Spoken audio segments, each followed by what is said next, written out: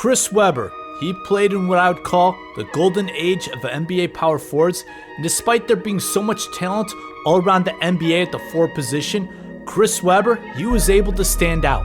Mainly that was due to his time while in Sacramento, but strangely, perhaps the second NBA franchise that Webber is most remembered for might be his one season with the Golden State Warriors, as Webber was such a popular player back then. But in between those two stints on the West Coast, Chris Webber spent 4 seasons in DC that can be overshadowed. This 90 Sports Nostalgia video is going to briefly take a look at Chris Webber's time in Washington. While in college, Webber was perhaps the face of the historic Fab 5 squad.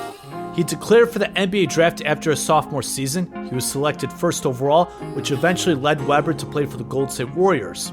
Webber was one of the more popular players, having incredible highlights and shoe commercials.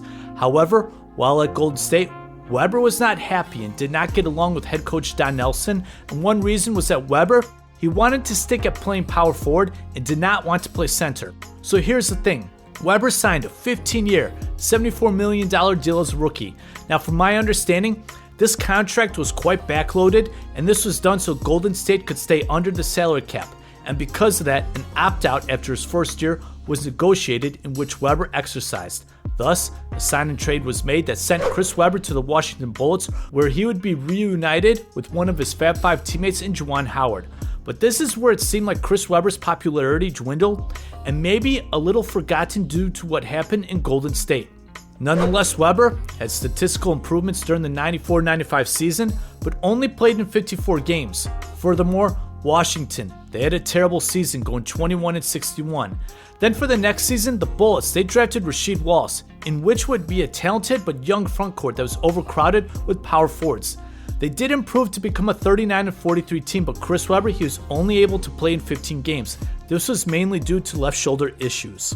During the offseason, the Bullets, they traded Wallace in a package that included bringing in a really good point guard in Rod Strickland, as the Bullets assembled a young team that was on the rise. For the 96-97 season, Chris Webber was back, posting once again another 20-point, 10-rebound season in 72 games.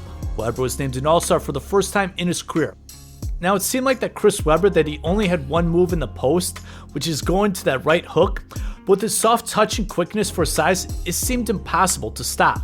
But Chris Webber, he was much more than that. He was quicker than a lot of his defenders. He could rise up and dunk. Furthermore, Webber, he really developed an outside shot while with Washington, as he was a threat to shoot it from 3-point range. Webber could also handle the ball decently for a big man, which allowed him to easily get by defenders, and Webber, he was also very fluid in transition. Lastly, Webber always had at least a couple dunks a game. He was also a tremendous passing big man. The Bullets franchise, it was not a good one at all up to this point in the 90s, but for Washington fans, there were reasons to be optimistic, thanks in part to Chris Webber. But it wouldn't end up being that way for Webber and the DC faithful. For the 97-98 season, Washington, they changed their name from the Bullets to the Wizards. Webber had another typical Webber season, but he was not named an All-Star. Washington had a record over 500, but did not make the playoffs, and Webber, he was beginning to wear out his welcome in DC. As a result, Washington, they traded Webber to Sacramento for Mitch Richmond and Otis Thorpe. Now, despite Richmond, who'd be at age 33 when the season would start, and was also at an age when players would start to decline at the time, was really raved about by executive Wes Unseld, as Unseld raved about Richmond's maturity, professionalism, and leadership. He said that the deal had nothing to do with Webber's off-the-court issues.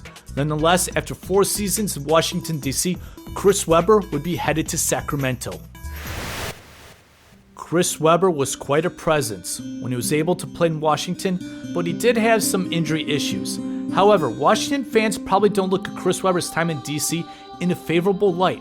One reason was the draft capital that Washington gave up that may have prevented Washington from drafting Kobe Bryant in 1996, but who knows who Washington would have drafted. But also, the return the Wizards received after sending C-Webb to Sacramento didn't really turn out to be too great. At first, Chris Webber, he had no desire to play in Sacramento, but Vlade Divac really took him in and really convinced Webber that Sacramento was the place for him. As a result, Webber, he really thrived in Sacramento and really showcased his passing skills, and had his best years playing in Sacramento, putting Washington in the rearview mirror. There's a lot of negative things that could be said about Chris Webber, but his talent was exceptional. but maybe what was missing from Weber's time in DC was someone with the leadership and who was a great teammate like Vlade Divac. Real quick, I just want to thank all those who have supported 90 Sports Nostalgia. Don't forget to subscribe, like, comment, share, and check out the links below for Patreon and merch. Thank you so much. Remembering Chris Webber with the Washington Bullets and Washington Wizards.